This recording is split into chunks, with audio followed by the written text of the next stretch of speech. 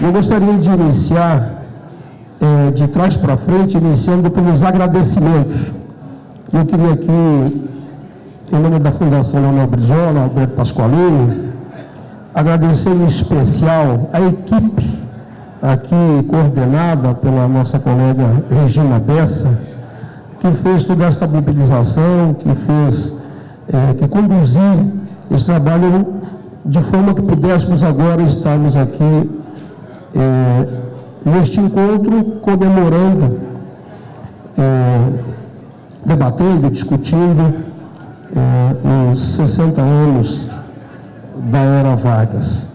Para tanto, eu gostaria de convidar para sentar-se aqui à mesa o nosso querido Manuel Dias, ministro do Trabalho e Emprego, que está aqui conosco, e também o nosso presidente, Carlos Lupe, para que ambos possam se fazer e ocupar o assento aqui na nossa mesa de honra.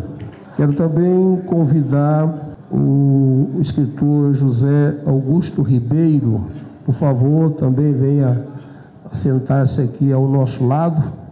Também convido para vir sentar-se à mesa o coronel Fittipaldi, então piloto e amigo de Getúlio Vargas, juntamente com seus dois filhos, a Lúcia Fittipaldi e Mauro Fittipaldi. Por favor, venham todos sentar-se à mesa. Deputado distrital João Vale, por favor, quero ocupar o seu lugar à mesa.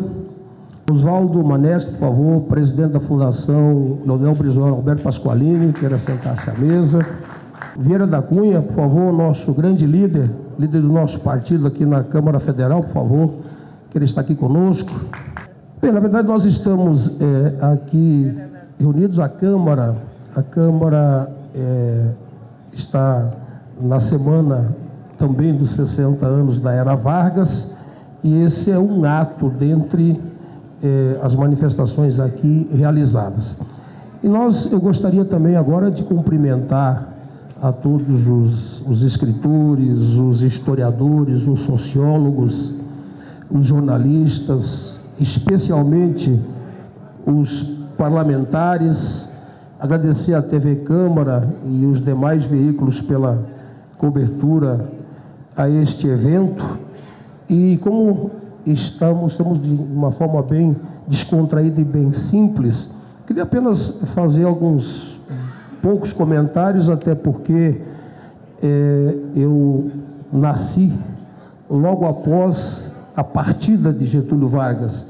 Ele foi 24 de agosto e eu apareci em 18 de setembro, no mesmo ano, 54, mas eu procurei aos poucos compreender um pouco dessa trajetória e claro que nós temos aí, eu diria, um estadista sem comparação, até porque, segundo o que eu pude perceber, ele já tinha essa percepção estratégica de Brasil, já sabia, ainda menino, ainda jovem, que exportar produtos naturais e importar produtos manufaturados não seria, em hipótese alguma, o melhor caminho para termos uma nação livre, independente, forte.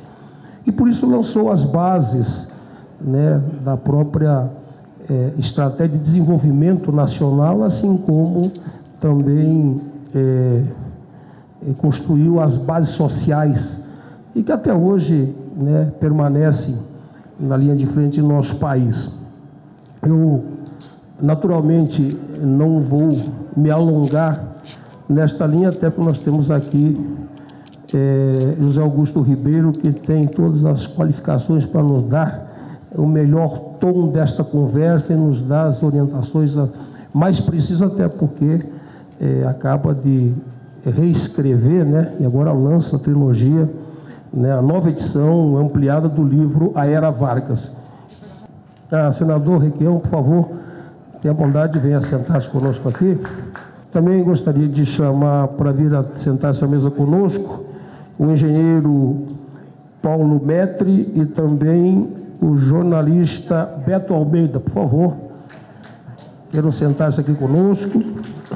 Bom, nós já estamos com a mesa composta E apenas refazendo aquilo que eu vinha comentando quanto à questão geoeconômica, estratégia econômica, planta econômica, nós podemos lembrar que, naturalmente, Vargas via o Brasil de uma amplitude maior quando criava a Vale do Rio Doce. Nós não tínhamos nenhuma para poder fazer o aproveitamento do próprio mineral, para aqui mesmo fazer a sua transformação. Logo depois criava a Petrobras, essa gigantesca, importante empresa brasileira, né? No plano econômico ele fazia uma verdadeira iniciativa que nos dava, que nos levava ao caminho de uma autonomia, de uma competitividade.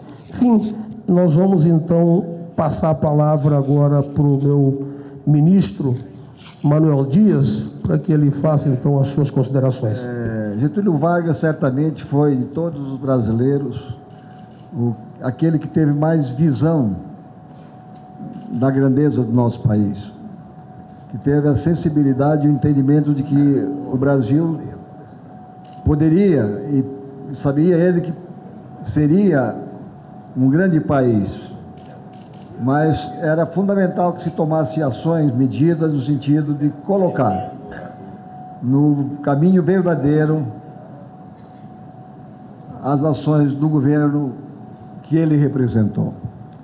Com a criação de Volta Redonda, Petrobras, Companhia Álcalis, Companhia Nacional de Caminhões, de Automóveis, enfim, uma série de ações que foram por ele implementadas, condições sine qua non, para que nosso país pudesse ser independente, pudesse ser um país que fosse dono do seu destino.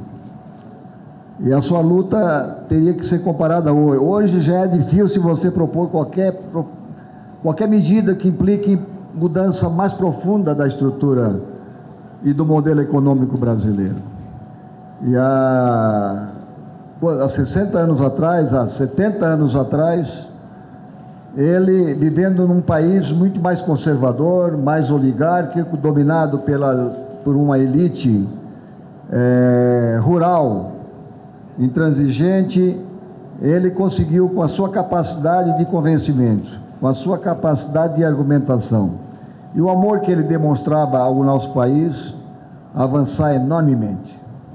Se nós tivéssemos mantido aquele processo de nacionalização, de desenvolvimento industrial, de privilegiar o capital nacional, de construir realmente uma base econômica sustentado no desenvolvimento nacional, nós teríamos seguramente um outro país, uma outra potência. Mas ele deixa para nós todos um exemplo de amor à pátria, de amor ao país. E nunca é demais relembrarmos, especialmente nesse momento em que nós estamos ainda vivendo os efeitos de uma ditadura que alienou 3, 4 gerações. De uma ditadura que, pior do que caçar, prender, torturar, ele alienou gerações e que hoje são pedaços de país que impedem que a gente ainda possa crescer de maneira mais rápida e crescer de maneira mais harmônica, mais justa, mais igual. Então, nesse dia em que se relança aqui o livro, a obra do nosso grande companheiro, grande amigo, eu acho que é importante a gente relembrar. Nunca é tarde a gente sempre trazer à tona os bons exemplos, as ações que realmente importam e importaram no avanço, no desenvolvimento do nosso Brasil.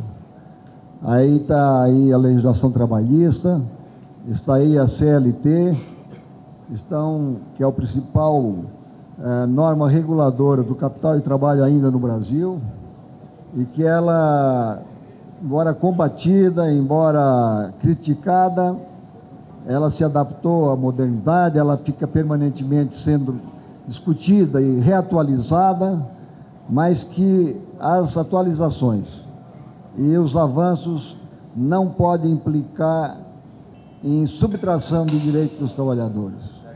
Então, tudo isso que está aqui hoje ainda, que estamos vivendo, os mais importantes documentos com relação ao trabalho, com direito com as garantias ao trabalho, as medidas de desenvolvimento econômico, elas todas ainda se sustentam, se baseiam nas ações do nosso grande presidente Getúlio Vargas. Então, é com satisfação que a gente participa, para que a gente possa manter sempre aceso o ideal nacionalista, patriota, o ideal de construção de um país igual, democrático e socialista. Getúlio, uma vez lendo os diversos documentos dos partidos europeus, quando ele estava na fase de organização dos partidos no Brasil, quando ele leu o manifesto do Partido Socialista Francês, ele declarou: é a essa tendência que me filio. E a partir daí começou a construção do antigo Partido Trabalhista Brasileiro, e que imprimiu durante décadas importantes avanços, importantes lutas pelo nosso país. Então, queria cumprimentar o deputado pela iniciativa que tomou, e agradecer também, claro, a presença de todos, porque com isso nós estamos revitalizando, nós estamos rememorando e trazendo para o presente os exemplos de dignidade, de seriedade e, como eu disse, o que mais ele tinha, que era amor ao Brasil e amor aos trabalhadores brasileiros.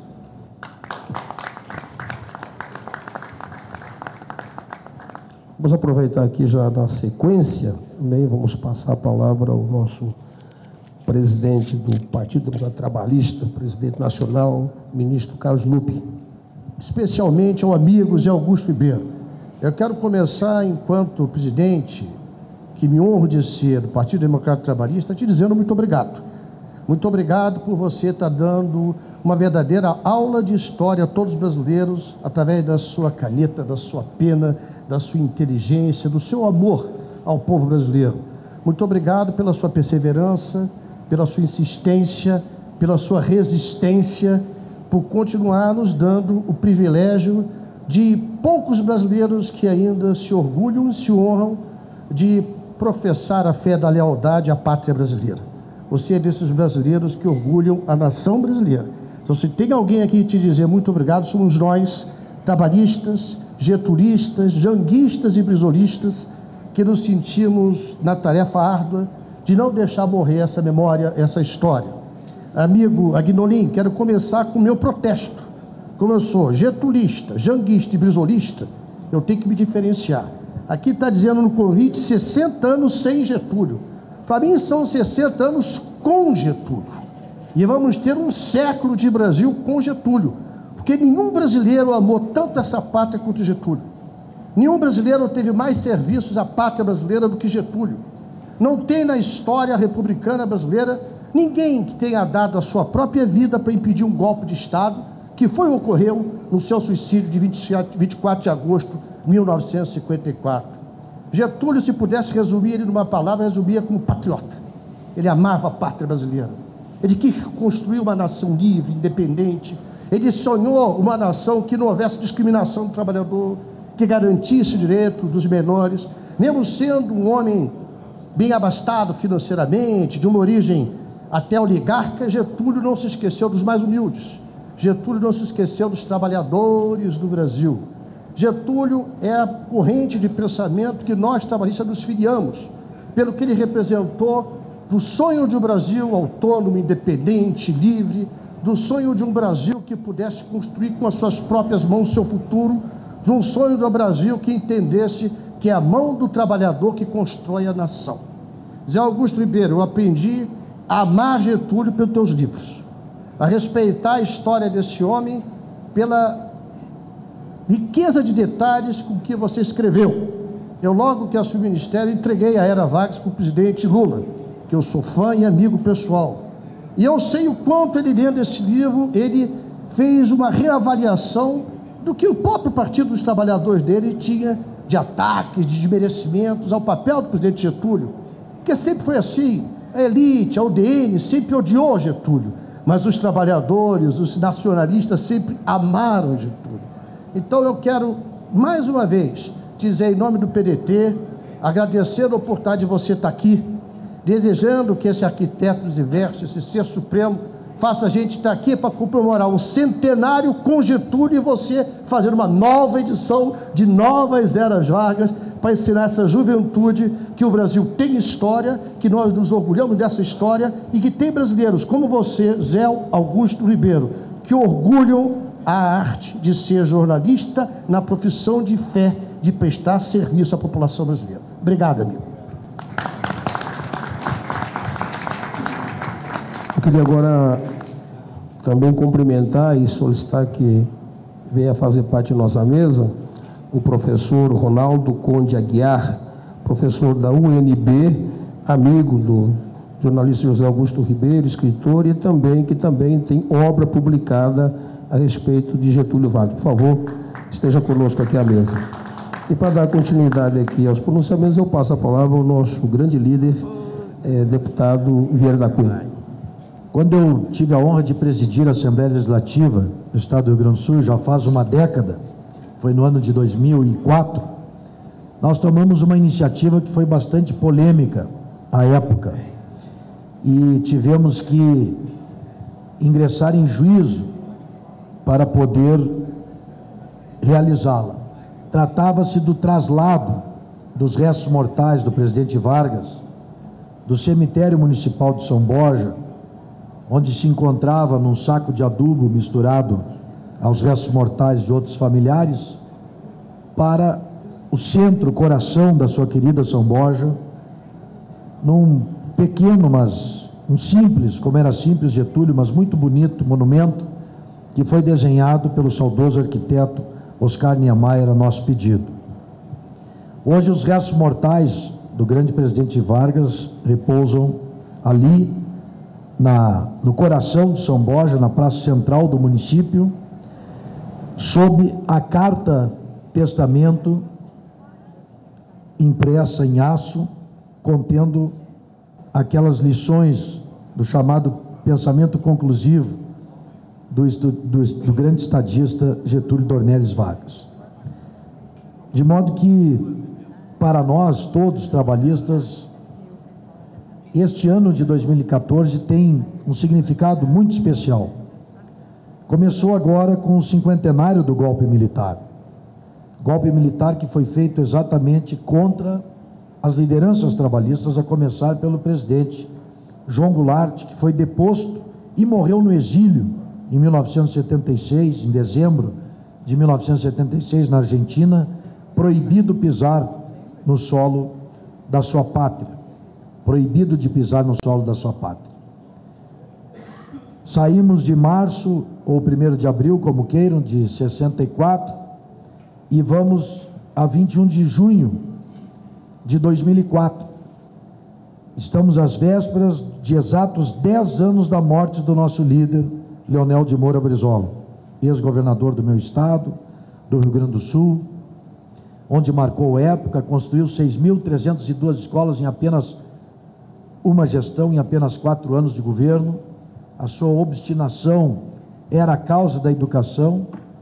Construiu depois, nos 2 mandatos como governador do Rio de Janeiro, 500 CIEPs, essa escola, 503, me corrige o Lupe, essa escola revolucionária que tira a criança em situação de vulnerabilidade daquele ambiente, do caminho do crime, do mundo das drogas. E como se não bastasse tudo isso, logo em seguida, em 24 de agosto, essa outra data histórica, 60 anos da morte de Getúlio Vargas. Trata-se, portanto, de um ano de muito simbolismo para todos nós, trabalhistas, que nos identificamos com essas grandes lideranças que marcaram época na história do Brasil, cada um a seu modo, cada um ao seu tempo. Leonel Brizola, como já disse, voltou do exílio. Tivemos a privilégio de com ele conviver durante muitos anos.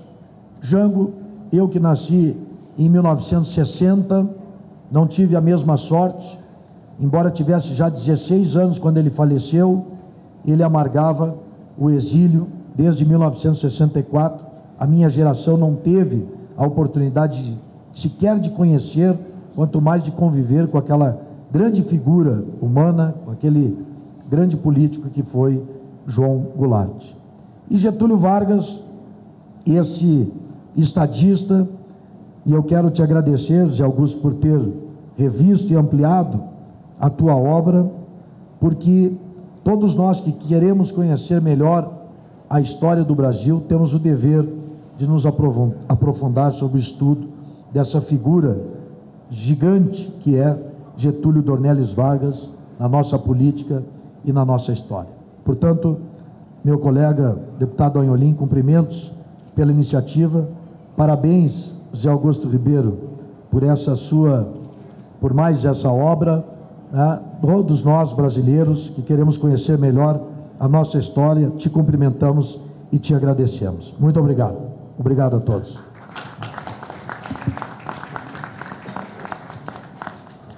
Nós vamos agora, então, ouvir José Augusto Ribeiro e depois, em seguida, a gente então abre uma sessão de debates para as colocações aí. Fica aí o microfone aberto para quem queira se manifestar, por favor. Eu queria agradecer ao deputado Anholim a iniciativa desse encontro, agradecer ao Lupe, ao Manuel Dias, ao Vieira, da Cunha, as referências, mais a um livro que apresentam como sendo meu, mas que eu desconfio que não é meu. Eu acho que eu apenas psicografei esse livro. Em 1999, o governador Joanel Brizola organizou um seminário lá na então Fundação Pasqualini, no Rio, para comemorar os 20 anos da Carta de Lisboa, o documento fundador daquele que viria a ser o PDT. E ele me pediu para participar desse seminário e falar, para dar do trabalhismo a nossa ideia, sobretudo a ideia de que não era uma cópia do trabalhismo britânico, era autenticamente brasileiro. Daí essa coisa começou e eu desconfio seriamente que eu só, na verdade, psicografei o pensamento do governador Brizola a respeito de Getúlio Vargas. Queria só fazer esse registro para salientar como foi importante a participação dele. Tive uma longa conversa com ele sobre essa questão da origem do trabalhismo brasileiro e, em seguida, à medida que eu ia trabalhando, mandava os capítulos para ele. Um dia fui à casa dele e ele disse: olha, tudo que tu mandaste, que tu mandou, a nossa sintaxe era outra, tudo que tu mandou está aí, eu nem abri, nem vou ler, porque acho que o simples fato de eu ler o que tu escreveu é uma invasão da tua liberdade de autor. Esse homem dessa delicadeza de sentimentos e de palavras, quer dizer, é tão mal visto e maltratado pelos seus adversários, que não querem reconhecer o papel dele, não só na história do Rio Grande, deputado, mas na história do Brasil. O Brizola foi um caso raro de um homem que eu acho que nem tinha chegado aos 40 anos e, como simples governador do seu estado, ele mudou não a história do Rio Grande, ele mudou a história do Brasil. Se nós tivemos e ainda temos a Eletrobras, que multiplicou por tantas vezes a capacidade de geração de energia elétrica no Brasil, isso se deve ao fato de que, recém-empossado governador do Rio Grande, o Brizola recebeu uma delegação de industriais, de empresários da Federação das Indústrias do Rio Grande, que se queixavam da falta de energia para ampliar os seus negócios, a sua produção, na época do governo do presidente Juscelino Kubitschek, quando o Brasil crescia a taxas comparáveis apenas às da China de hoje. E crescia assim graças também à colaboração do presidente João Goulart e do então Partido Trabalhista Brasileiro, que mantiveram naqueles anos todos um clima de paz social que favoreceu muito o plano de metas do presidente JK. Então, o Brizola mudou a história do Brasil a primeira vez ao encampar a empresa de energia elétrica. E mudou de novo a história do Brasil, não apenas do Rio Grande, quando encampou a companhia de telefones do Rio Grande do Sul. Depois do fim do ciclo militar, ouvia-se muito que a maior realização daquele período de 20 anos tinha sido no campo das telecomunicações. Só que se esqueciam de uma coisa: quem começou foi o Brizola. Então, eu só queria fazer esse registro, deputado, e dizer uma coisa. Quando o Brizola foi candidato a presidente em 94, eu era o assessor de imprensa dele e a gente saía viajando por aí quase todo dia. E cada vez que nós chegávamos à fronteira oeste do Brasil, íamos ver o que é que os companheiros da região tinham programado. Sempre tinha uma visita ao CTG, o Centro de Tradições Gauchescas. E nós fomos subir até Rondônia, encontramos CTG, arroz de carreteiro, aquela coisa toda que emocionava muito o Brizola.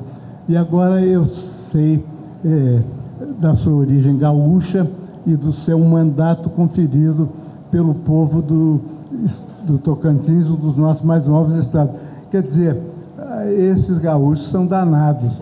Em 94 tinham chegado a Rondônia, agora já chegaram ao Tocantins. Acho que dentro de mais algum tempo estarão lá no Amapá, né? Isso exemplifica bem a tranquila capacidade realizadora do presidente Getúlio Vargas, né? Que, para falar dele, basta citar a frase do jornalista Lira Neto, autor da mais recente biografia dele, muito boa. Foi um programa de televisão falar do livro e perguntaram: como é que o senhor define o presidente Getúlio Vargas? Ele disse: olha, a história do Brasil devia ser escrita de outra maneira, com dois símbolos, AG e DG, antes de Getúlio e depois de Getúlio.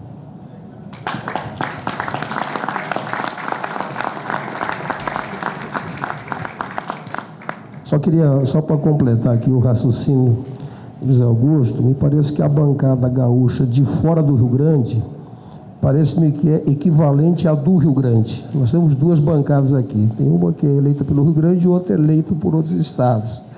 Eu já encontrei um bocado por aí.